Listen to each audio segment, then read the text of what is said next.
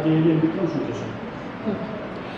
બોટાદ નગરપાલિકા સામાન્ય ચૂંટણી 2026 અંતર્ગત બોટાદના કુલ 11 વોર્ડમાં 96 મતદાન મથકો ઉપર આવતીકાલે મતદાન થવા જઈ રહ્યું છે, જે અંતર્ગત આજે ડિસ્પેચિંગ સ્થળેથી મોડલ સ્કૂલ ખાતેથી પોલિંગ સ્ટાફ અને પોલીસ જવાનો સહિત આજે પોલિંગ સ્ટાફ જે તે બૂથ ઉપર પહોંચશે.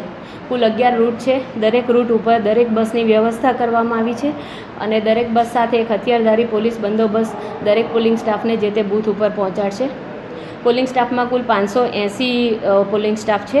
પોલીસ સ્ટાફમાં 163 પોલીસ સ્ટાફની ડિપ્લોયમેન્ટ કરવામાં આવ્યું છે.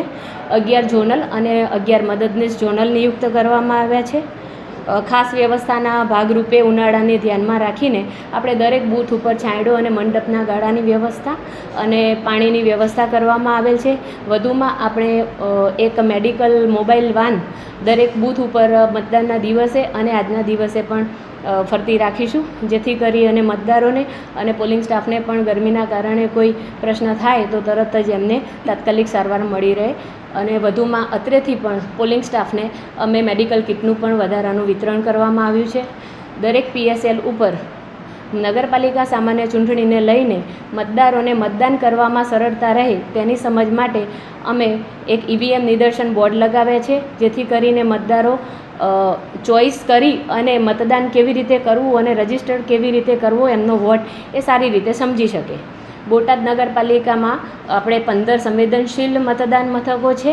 દરેક સંવેદનશીલ જે PSL છે એટલે કે પોલિંગ સ્ટેશન લોકેશન, ત્યાં અમે પૂરતો પોલીસ બંદોબસ્ત અને એની સાથે એક વિડીયોગ્રાફરની વ્યવસ્થા કરી છે.